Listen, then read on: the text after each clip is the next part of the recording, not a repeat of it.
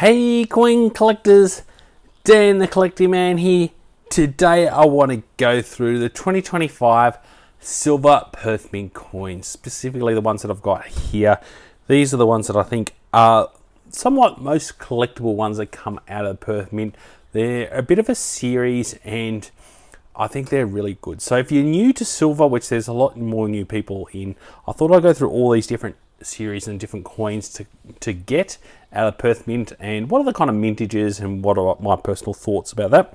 There's also a couple here, the ones at the bottom here, that have been discontinued and we have not seen in 2025. So if you're looking to get into silver next year, the ones I'll go through are the ones that I think will be the key ones to look out for if you want to get silver, not just to stack, but as a bit of fun and something quite unique to get as part of your collection.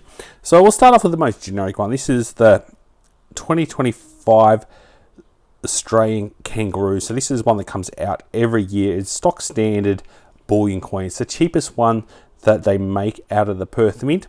Nothing changes in the design of it each year, apart from the year and where the security feature is. But apart from that, this is a very stock standard 1 ounce silver. So if you're looking to stack weight, this is the one to get. But if you want something a little bit more collectible, this is definitely not one to get because there is no collectible premium on top of this one. It's just basically a piece of silver with a kangaroo, but it does have, all of them have a monetary value of $1. Obviously, they're worth a lot more than $1. With silver now around $80 and going up and down depending on when you watch the film. So the next one is the Brumby, which can be quite a collectible one. Depends on the year and depends on the design with this one, I find. So this is the 2025 edition. I did like this one with the cool frosting on it. A lot of people, because there's a lot of horse collectors out there, a lot of people that love horses end up getting this one because they do like it from the horse design. So I think this one's pretty cool from that aspect. You've got the Australian Brumby. It's very nice and clear with the frosted background. All of them have pretty much the same obverse on here with King Charles, but I think this one's a nice, if you're looking to get a series, it's got a mintage of 25,000, so it's one of the lower mintages that come out of the series.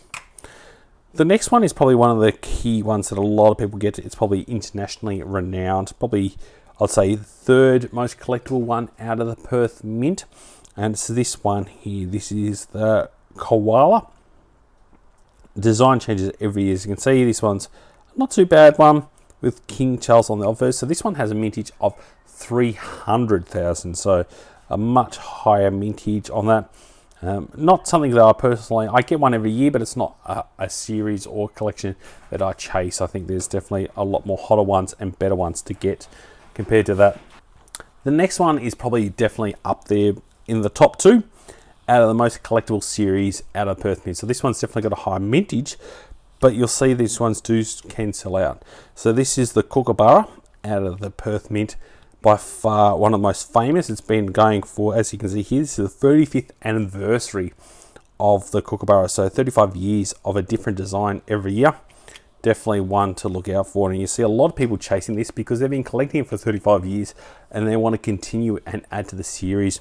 And you'll see the prices for the original ones are very, very high, well above the $80 mark, because people want to pay extra money to try and get the older series, and people look back to collect some of the older ones. So for me, definitely one of the key top two out of the perthmint products that I'll be looking to collect every year. So they normally come out in early January, late December, early January. So if you look out for that, definitely one to look out for and add to your collection, because you definitely, in years to come, you'll definitely end up potentially getting more than the actual silver content back on it, especially if you've got a collector's one and you look after it.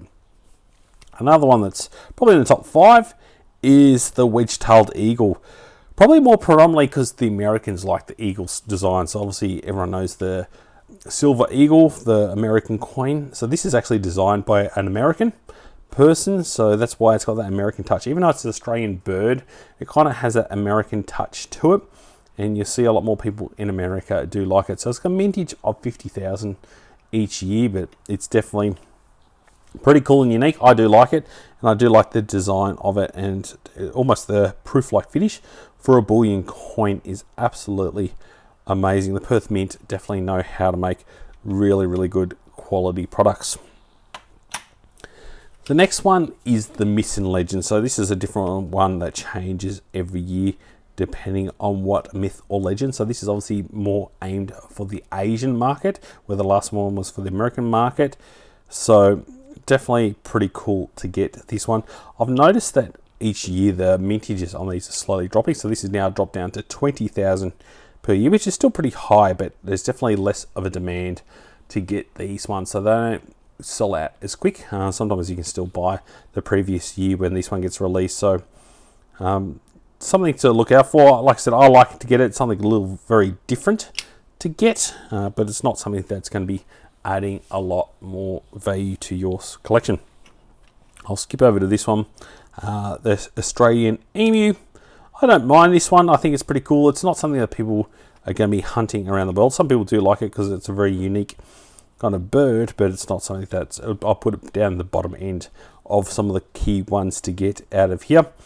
And something that I wouldn't be surprised if in the years to come you don't see it as much, because I'm not sure how many people look to collect this, but I'd love to be proven wrong. Put it in the comments below if you disagree with me. So it's got a mintage of 30,000, so pretty cool. I suppose it is in the coat of arms of Australia, so it is something that people may like to have as part of their collection. Perth Mint, so we've got the silver swans. Obviously Perth Mint's logo is a swan, and Western Australia, where the Perth Mint is, their emblem is a swan, and it's right near the Swan River.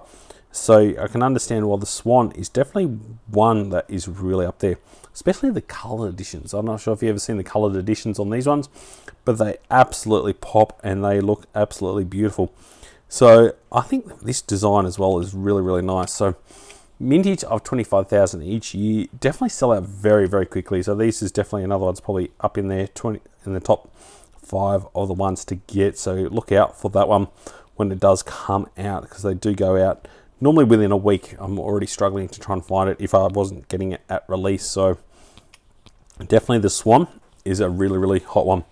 And easily the number one by far is the Lunar series. So obviously it changes depending on the lunar animal each year, but this one is hot, and the values on these ones years past do go very high, so they can sell out reasonably quick, even though it's got a high mintage. So if we look at this one, it's got a 300,000 mintage, so it's right up there with the Koala as a mintage point of view. And not even the Kookaburra is obviously a lot higher, but this is definitely by far the most collectible world around. Even though the Lunar series is an Asian market themed, Americans and all people around the world love the Perth Mint Lunar series. You now see a lot of other mints trying to copy it and trying to come up with their own lunar animals, but everyone knows that the Perth Mint ones are the ones that are the most collectible.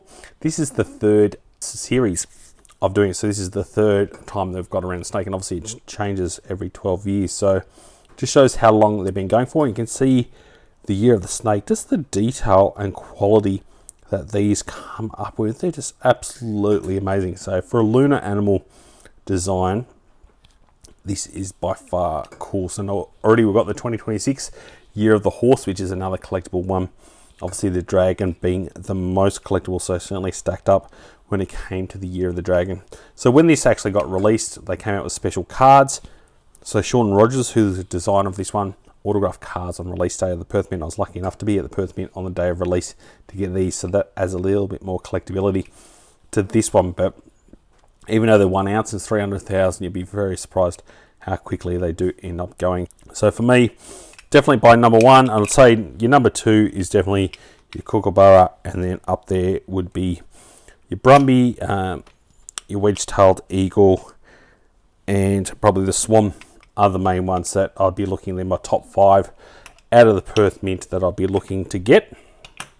And then I'll cover off the ones that I haven't seen this year and doesn't look like we're getting. So this one was a bit of a disappointment to me, because I actually went to the Super Pit this year just about a month ago, and I was hoping to be able to have the 2025 Super Pit for the year that I went to the Super Pit, which is absolutely amazing and epic to see. I just can't tell you how big and nuts this place is, but unfortunately we haven't seen this one, and this is normally a high minted one and a very cheap one, so it's up there along with the Kangaroo as something that gets mass produced and is quite easy and cheaper to obtain. But unfortunately we haven't seen the Super Pit, which is a bit of a disappointment. This one here was one that was made predominantly for the American market. This is a 2-ounce silver one. This is where they had the mother and baby series, as they called it. So obviously you have the mother and the little babies. So it was a 2-ounce coin that they're making out of the Perth mint, and it's just, unfortunately, it's something that they have stopped making for this year as well, which is a bit of a shame. It was a good little series to get 2 ounces, but with the Year of the Snake, you can get these in 1/2 ounce, 1 ounce, 2 ounce, 5 ounce, and apparently there's going to be a 10 ounce and a kilo. There's even a 10 kilo, so you can definitely get different size silver ones in those. The Year of the Wombat, probably understand there's not many people that are going to be after wombats, so I can understand why this one has been dropped as a series. So this was end up being the last one of the wombat for now. And my favourite, which is a real shame that they've stopped this one, is the quokka. I'm not sure if it's an Australian only thing that people love the quokkas, or if it's more designed. Most people that love quokkas are probably people that don't buy silver personally, so maybe that's why they lost out on that one. But the quokkas are definitely by far the cutest. So this is the first one, the best designed by far. I think it's really, really cool. I went to Rockness Island as well when I went to Perth, and got to see a lot of quokkas, and it's a bit of a disappointment that they weren't out there. Now, most of these do have the micro engraving security and features in there as well, especially the key ones that get released. So if you look under the microscope, you'll see most of them have a micro P, like this one here. It'll be right over here on the little shoreline. There is a little micro P. So it's not the privy mark that's over here. It's a micro engraving that you have to see under the magnifying glass, unless you're looking at here, which is the Kangaroo, which has an A. And off memory, this one has the A in silver, in the E for silver for this year. So it moves around, obviously, each year. Most of them do have the security features, but some don't. So hopefully you found this informative, and I'd love to know if you end up getting some of the silver and what you'll be looking forward to in 2026. Like I said, I've definitely already got the Kangaroo and the horse, Year of the Horse for 2026, and we should see very soon either the Koala and Kookaburra, so definitely be looking out for those. Definitely the Perth mint for me is one of the best mints in the world, and I love seeing their products, so hopefully you get them, and I'd love to know your feedback about them as well. Make sure you do give us a thumbs up and subscribe to Dan the Collecting Man to stay up to date and see all the great releases getting released within Australia. And as always, thanks so much for watching and joining the coin collecting community. I'll catch you in my next video. Dan.